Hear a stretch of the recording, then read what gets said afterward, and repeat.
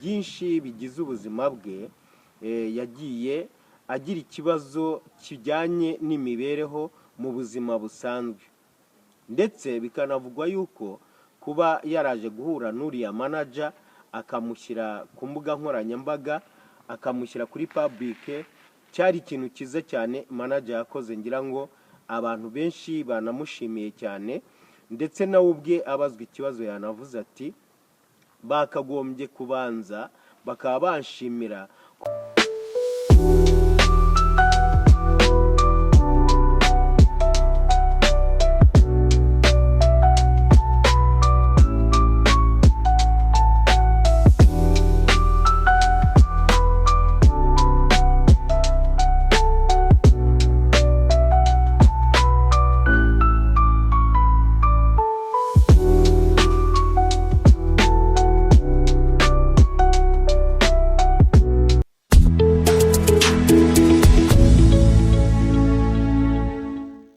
Bakunzi b'Agato Media TV, twongeye kugaruka mu makuru nk'ibisanzwe. Reka rero tubasuhuze aho muherereye hose, kandi tubabwira ko tubifurije ibihe byiza. Tugarutse mu makuru rero, amakuru agiye avuga byinshi cyane ku rupfu rwa wa mukobwa mwamenye witwa Gogo. Uyu mukobwa rero, impamvu tugarutse mu makuru ajyanye n'urupfu rwe nuko ibye bitari byarangira, ntago byari byasoza, ariko ubu ngubu ngira ngo babirimo cyane mu buryo bwo kugira ngo bakemure ikibazo nk'uko kigomba kuba gikemuka. Rero ngira ngo murabizi yuko uyu mukobwa ubwo twababwiraga ikibazo kijyanye n'urupfu rwe, umurambo we wari ukiri mu gihugu cya Uganda. Rero ngira ngo byari ibintu bigoranye cyane nk'uko twabibonye cyangwa se twabyumvaga, cyane ko haje kuba habaho uburyo bwo guteragurana icyitwa amagambo hagati y'umuryango we n'uwitwa manager we. Rero byaje kugera aho ngaho birakemuka, umurambo bawuvana muri morgue nk'uko babitubwiraga. Uyu murambo rero bakaba baramaze kuwambutsa, ukaba warageze mu gihugu cy'urwamubyaye, aricyo gihugu cy'u Rwanda. Ubu rero tuvugana mu gitondo cy'uyu munsi, ngira ngo nko mu ma saa 2 nibwo bamujyanye ku bitaro bya Kacyiru. Ni ibisanzwe rero yuko akenshi umurambo iyo wanyuze mu buryo nka buriya, hari uburyo babanza kuwucisha ahantu nk'ariya kugira ngo babanze bapime barebe icyaba cyaragize uruhare mu rupfu rwe. Ngira ngo rero nibyo bagiye kureba. Rero ngira ngo byavugwaga yuko umurambo we mu ma saa 6 uza kuba wageze aho akomoka, mu karere k'Uburasirazuba ku murenge wa Fumbwe. Ahangaha rero umurambo we bagombaga kugeza iwabo mu muryango mu ma saa 6 kugira ngo bawusezereho, hanyuma mu ma saa 8 bakaba bawugejeje aho ugomba gushyingurwa. Rero ngira ngo ni hariya, bavuze ko bari bushyingure hariya Janjagiro mu murenge wa Fumbwe. Nanone saa 10 bavuze ko ari ukuza gukaraba. Ngira ngo ibyo ngibyo baraba basa nkaho bashoje umuhango wo kuba barangiza ikibazo cyo kumushyingura nyirizina. Ariko nanone reka duse n'abagaruka ku bibazo uko byagiye bigenda, kuko ngira ngo ibi ngibi byateje ikibazo kinini cyane cyane ko n'uwitwa manager we yabajijwe ibijyanye n'urupfu rw'uyu mukobwa. Igihe bamubazaga bati ibi ngibi ko hakomeje kuba ibintu bimeze nka saga hagati yawe n'uyu mwana w'umukobwa, bavuga yuko umuryango we wavugaga yuko udashobora kwakira umurambo, kuko bavugaga ko uyu mwana yamujyanye ari umuntu muzima, agomba kumubagarurira ari umuntu muzima. Ibi rero twebwe abantu batandukanye iyo tubyumva tugenda tubiha inyito zigiye zitandukanye.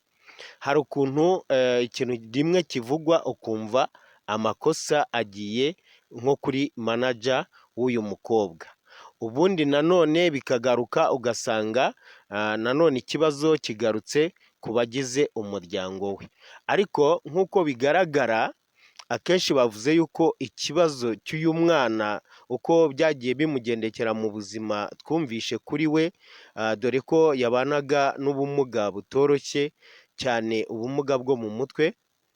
Twakomeje kubivuga yuko umutwe we wari umutwe usa n'ugizwe n'ibipande bibiri, cyane ko yari afite ikintu cyatimbaguraga mu gihorihori, ndetse akaba yaragiraga no guhwera bya buri kanya buri gihe, ku buryo mbese ibihe byose yabaga yiteguye ko icyo kibazo kigomba kumubaho. Ikindi cyagaragaye ni uko uyu mukobwa bivugwa ko yari umucikacumu wa jenoside yakorewe abatutsi muri 1994. rero ababyeyi be akaba ari bwo bapfuye, akaba nta mubyeyi n'umwe yagiraga, abantu barebereraga ubuzima bwe bya hafi, akaba yari nyirasenge ndetse n'uwitwa se wabo.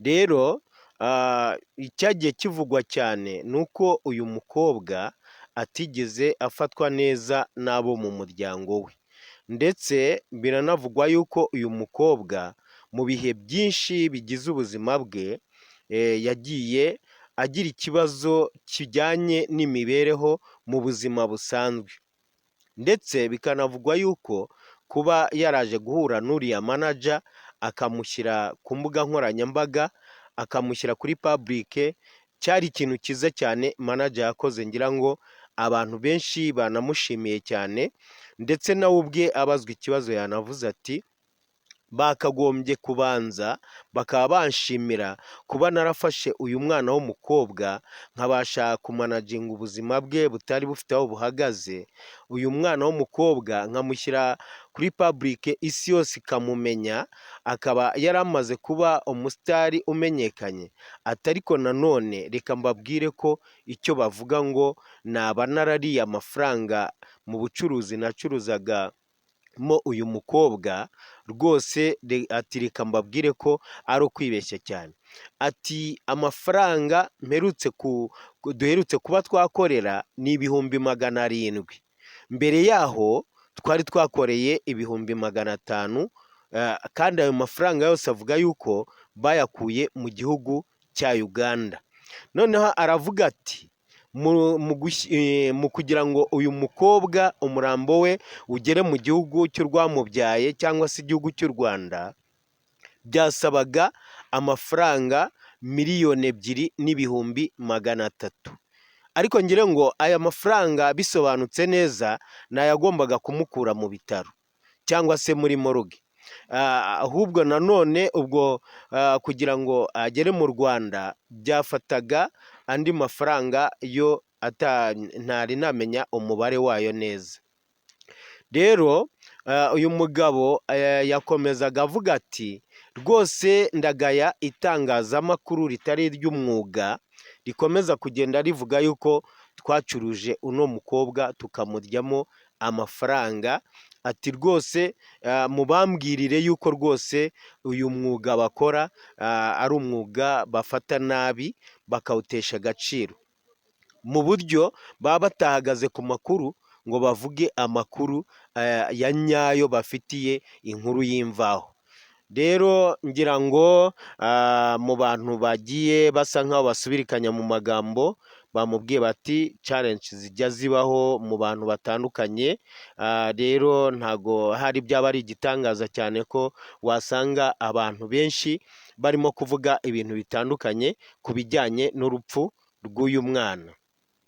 Rero murabyumva ni ibintu biba bitangaje kandi ni ibintu biba biteye ikibazo iyo urupfu rubayeho mu buzima bw'abantu cyane cyane, ndetse n'ibindi bisa n'ibibazo bigenda bikurura ibindi bibazo nabyo ugasanga ibibazo byabaye byinshi.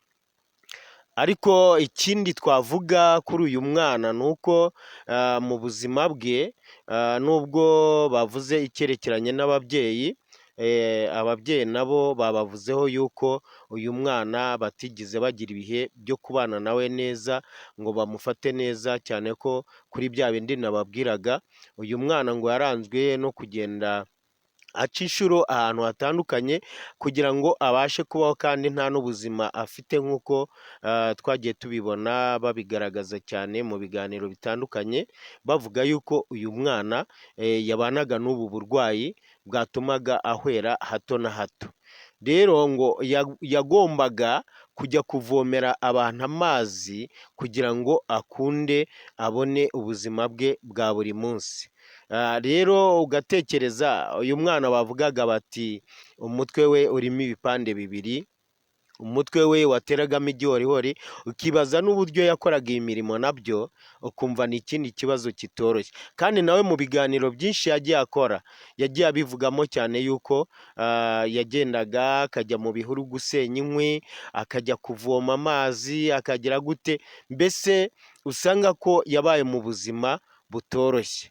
Nongere mvuge nti buriya kutagira umuryango gakondo cyangwa se umuryango kavukire biragatsindwa, kubera yuko uyu mwana ntekereza ko iyo aza kuba afite ababyeyi be, ibi byose uyu munsi turimo kuvuga ntabwo tuba turimo kubivuga, kuko burya umubyeyi w'umuntu, ndetse baca n'umugani ngo akabura ntikaboneke ni nyina w'umuntu. Bivuga yuko rero iyo aza kugira nka mama we cyangwa se akagira nka papa we, ntabwo tuba turimo kumva ibi bintu byose. Urupfu rwo ni urupfu, ni ikintu gisanzwe.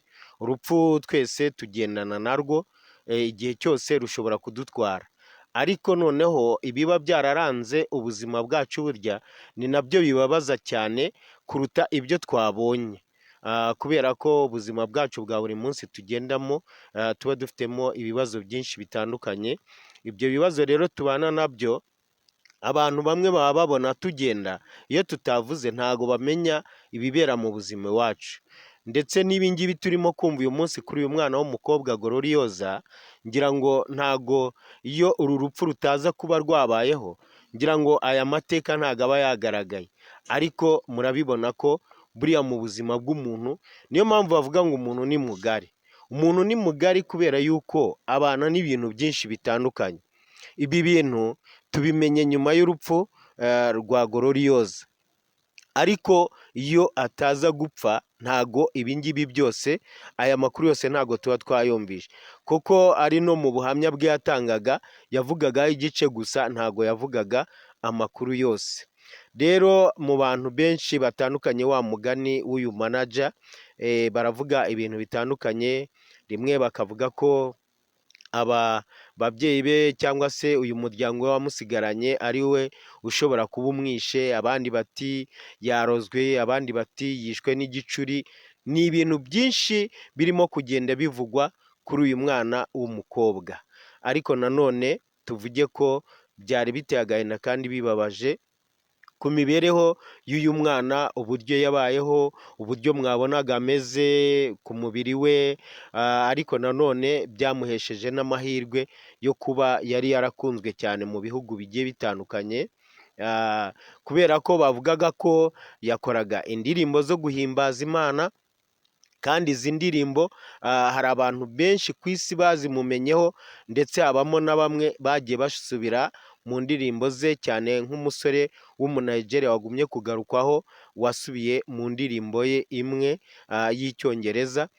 Rero bikavugwa yuko uyu mukobwa yari yaramenyekanye cyane, kandi byari amahirwe kuri we, ariko amahirwe rimwe na rimwe tuvutswa n'uru rupfu rwo gatsindwa narwo ni ikibazo gikomeye, ariko nta n'ahantu twaruherereza, nta hantu twaruherereza. Nyine niyo mpamvu abantu twese tuba tugomba guhora turwiteguye, waba uri umukire narabivuze, waba uri umukene, ntawe rutareba. Urupfu rero ngira ngo ni ikintu cyo tutavugaho ibintu birebire, kubera ko tuzi ko ari ibintu biba bisanzwe. Gusa ibidasanzwe ni ibintu bishobora kubera mu buzima iwacu abantu batari bazi, ariko kubera ko urupfu rwo ari ikintu dusangiye twese, ibyo byo turabizi. Ngira ngo rero aya makuru y'uyu mukobwa, ngira ngo nabibabwiye uko imihango yose iri bugende, ngira ngo ibindi byose tuzagumya kugenda dukurikirana akantu ku kandi k'ibintu byagiye biranga ubuzima bw'uyu mukobwa, kuko ni ibintu byinshi, ntabwo ari ikintu kimwe cyangwa bibiri, ni ibintu byinshi bigiye bitandukanye tuzagenda tubibagezaho, kuko ibi ngibi impamvu hari abantu benshi bifasha mu buzima bwabo mu buryo bwo guhagarara neza, cyangwa se abandi bakaba bafite ibibabaho bazi ko bitaba mu buzima bw'abandi.